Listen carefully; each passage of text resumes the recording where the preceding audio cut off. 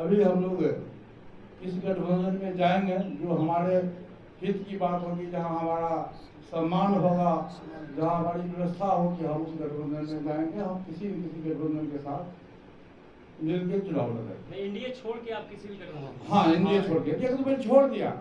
14 अप्रैल को बाबा साहब भीमराव अम्बेडकर की जयंती के अवसर पर आप इस मीटिंग में थे। देखिए, हम लोगों का जो सपना है, हम लोग बाबा साहब भीमराव अम्बेडकर के परिवार के लोग, हम लोग तो परिवार के लोग मानते हैं। वो हमारे समाज में, गरीब समाज के जो देवता स्वरूप है। आज बाबा साहब भीमराव अम्बेडकर नहीं रहते, आज हम लोग इस चेयर पर नहीं बैठते। उनके साथ भी अपमान हुआ, केंद्र सरकार के द्वारा उनके साथ भी अपमान हुआ। मैं इसकी भी निंदा करता हूँ। और जब भी समय आएगा, जब भी चुनाव का समय नजदीक आएगा, अभी किसी दल का गठबंधन फाइनल नहीं हुआ, सीट से फाइनल नहीं हुआ। जब समय आएगा उस समय पर हमारा गठबंधन होगा। मैं आप तमाम साथियों को जानकारी भी दे दूँ। आपने आकाश यादव को पार्टी से निकाल दिया, क्यों निकाल दिया? वो पार्टी में निष्क्रिय थे। आप लोगों को समझ होगी कि जो आपसी भिड़ंतन था वो ऐसी बात नहीं थी। जब से वो हमारे यहाँ आए थे, लगभग 3 वर्ष पूर्व वो आए थे, उनको बनाया गया था। लेकिन कभी भी कोई पार्टी का संगठन पूरे जिला में, पूरे बिहार में राष्ट्रीय अध्यक्ष थे, लेकिन एक भी जिला में कहीं भी अपने पार्टी के संगठन को खड़ा नहीं। ये हमारी पार्टी का फैसला हुआ, क्योंकि चुनाव का समय है और चुनाव के समय में हम सब अपने पार्टी के संगठन को मजबूत कर रहे हैं। इसलिए हमारी मजबूरी हुई, पार्टी का फैसला हुआ कि आकाश यादव जी को पार्टी से निष्कासित कर दिया। लालू यादव भी या तेजस्वी यादव के दबाव में आपने? नहीं, ऐसी कोई बात नहीं है। ये गलत दिमाग से भाई आप लोग निकाल दीजिए। पार्टी हमारी है, संगठन हमारा है, हम चलाते हैं संगठन को, हम पार्टी चलाते हैं। उसमें दूसरे लोग का इंटरफेरेंस करने की कोई आवश्यकता नहीं।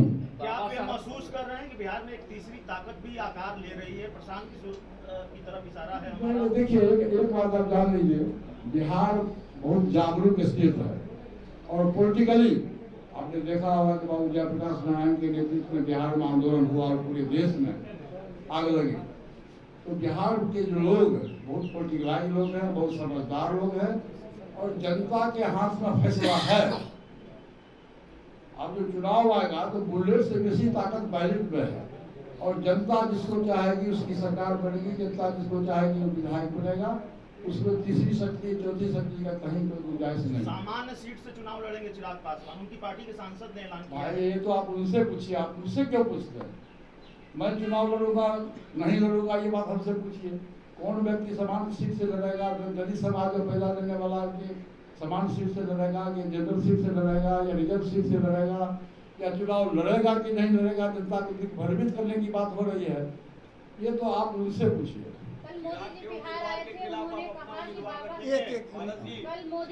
के उम्मीदवार के खिलाफ आप अपना उम्मीदवार रखेंगे? मुझको जो सीट मिलेगा, मैं किसी के उम्मीदवार के खिलाफ मैं नहीं जाऊंगा। मुझको जो सीट मिलेगा गठबंधन में, जो सीट मिलेगा वहाँ हमारी पार्टी को उम्मीदवार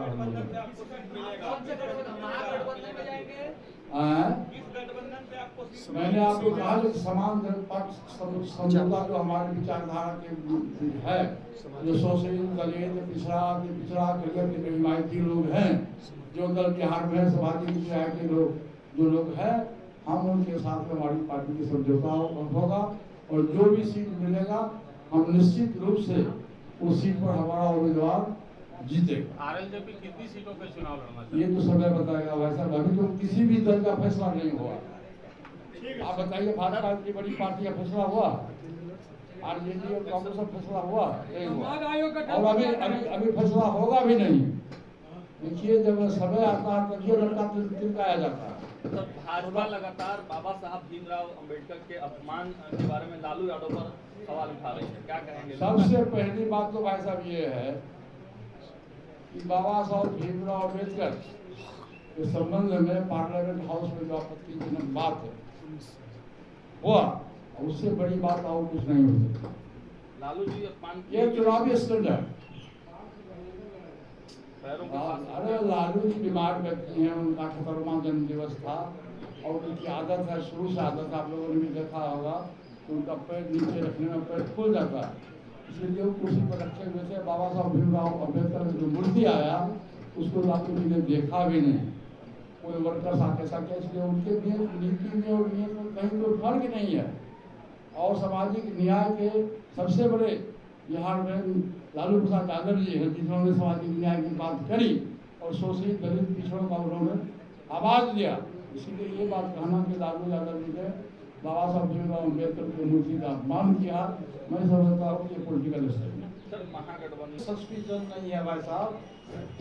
एक बार जान लीजिए कि 15 जनवरी को हमारे यहाँ आए थे आदरणीय लालू प्रसाद यादव जी, और 77 से मैं विधायक रहा हूँ, 8 बार में बिहार विधानसभा के सदस्य रहा हूँ, और उनसे मेरा पुराना रिश्ता रहा है। और 2090 में जब पहली बार आदरणीय लालू प्रसाद यादव जी जब बिहार के तमाम संभाले थे, तो मुझको भी उसमें स्थान दिया गया था, और मैं भी उनके मुख्यमंत्री काल में मैं 3 बार बिहार सरकार का मंत्री रहा, स्टेट मिनिस्टर रहा, कैबिनेट मिनिस्टर रहा, और शुरू से आज तक राजनीतिक मतभेद अलग है, लेकिन लालू प्रसाद यादव जी से मेरा रिश्ता बड़ा भाई छोटा भाई का रहा है।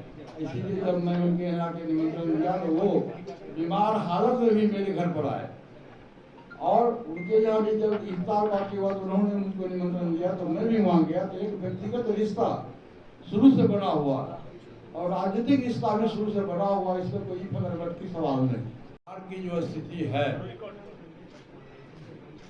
एनडीए के लोग कहते हैं कि 2005 के पहले बिहार में जंगल राज था। मेरा कहना है कि आज मंगल राज तो नहीं हो गया। 2005 के पहले जो स्थिति थी उससे भी खराब स्थिति में आज बिहार है, और उसका सबसे बड़ा उदाहरण है कि ये बिहार सरकार दलित विरोधी सरकार है, और महिलाओं की बात करते हैं नीतीश कुमार जी, लेकिन सबसे अधिक कोई विरोधी व्यक्ति इस देश में कोई मुख्यमंत्री महिला का है और दलित का है तो वो व्यक्ति का नाम है आदरणीय श्री नीतीश कुमार जी।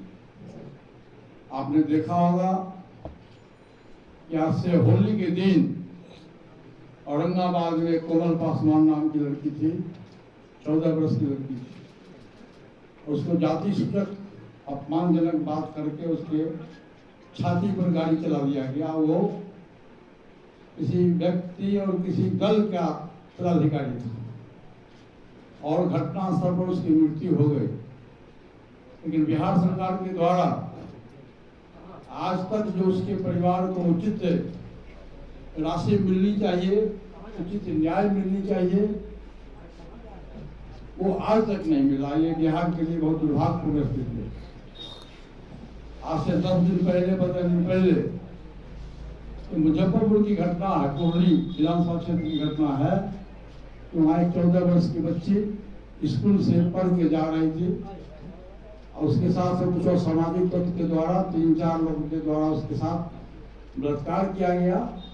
और जब लड़की इस व्यक्ति को पहचान गई तो उसकी हत्या करने की कोशिश की गई, और जो क्रिमिनल था वो उसको अपने समझ से हत्या कर दिया था, वो गला काट दिया।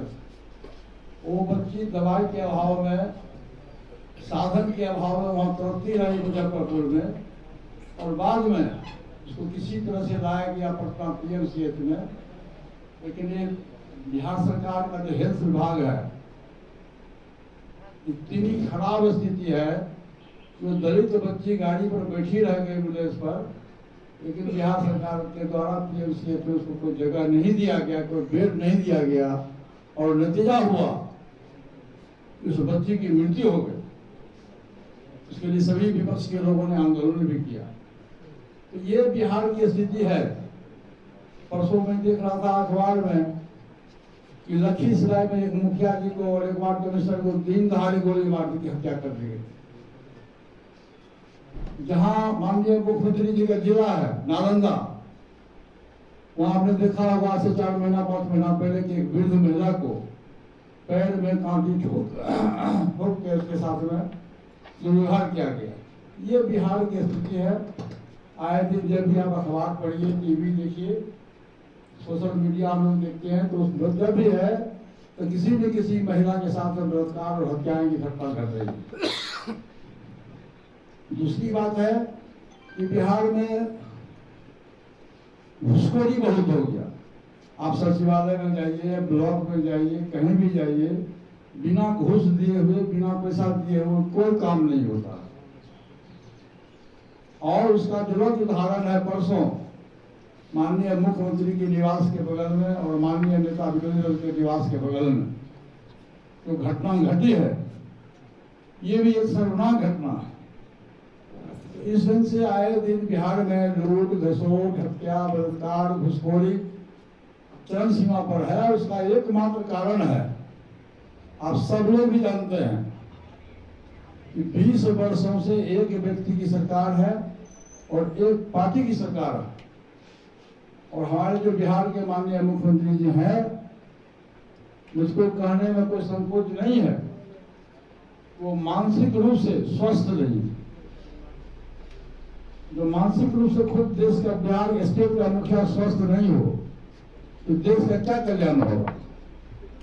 इसलिए आप देखिए रहिएगा कि लगातार प्रत्येक महीना में माननीय प्रधानमंत्री जी का प्रोग्राम बिहार में होता है। जहां बीमारी रहती है वहीं डॉक्टर जाता है कि बिहार की स्थिति बहुत ही खराब है। और सामने में 4 महीना के बाद, 3 महीना के बाद विधानसभा का चुनाव होने वाला है। उसकी खानापूर्ति के लिए सेंट्रल से जो हमारे वरिष्ठ नेतागण है वो बिहार का दौरा कर रहे हैं कि किसी तरह से। मैं देखिए विगत 6 महीने से मैं पूरे बिहार में 25 जगह का भ्रमण किया। हमारी पार्टी का नारा था चलो गांव की ओर, और हम लोगों ने अक्टूबर-नवंबर से शुरू किया पूरे बिहार में घूमने का, और अभी तक 25 जिला का हम लोगों ने जिला सम्मेलन किया अपनी पार्टी के संगठन को मजबूत करने के लिए, पार्टी की सदस्यता अभियान को आगे बढ़ाने के लिए। दलित अत्याचार है उस पर हम लोगों ने विचार विमर्श किया। और गांव देहात में जो हमारा जो समर्थक, हमारा जो वोटर है, खासकर हमारे जो दलित सेना के लोग है, सब लोगों के मुंह से यह आवाज निकला इस बार बदलाव होना चाहिए, सत्ता का परिवर्तन होना चाहिए। और 20 वर्षों से एक व्यक्ति और एक पार्टी की सरकार है और बिहार में कोई नई चीज नहीं हुई है। जबकि केंद्र में भी आपकी सरकार है, बिहार में भी सरकार है, डबल इंजन की सरकार है, लेकिन बिहार में कोई बड़ा चीज जो मिलना चाहिए, कोई बड़ा कल कारखाना हो, कोई बड़ा चीज हो, वो बिहार को नहीं मिला। और बिहार आज की स्थिति में पूरे देश में, आज भी मैं देखा था अखबार में कोई रिपोर्ट आया कि 17वां स्टेट में बिहार सबसे नीचे है। बिहार की स्थिति बहुत खराब है। इसीलिए आज जो प्रेस वार्ता में हम लोगों ने किया है कि बिहार में सत्ता परिवर्तन होना चाहिए। और बिहार की जनता से मेरा आग्रह है कि भविष्य में अक्टूबर-नवंबर में जब भी चुनाव हो तो बिहार में सत्ता से जो व्यक्ति सत्ता में है, जिस पार्टी की सत्ता है, उसको सत्ता परिवर्तन आवश्यक है।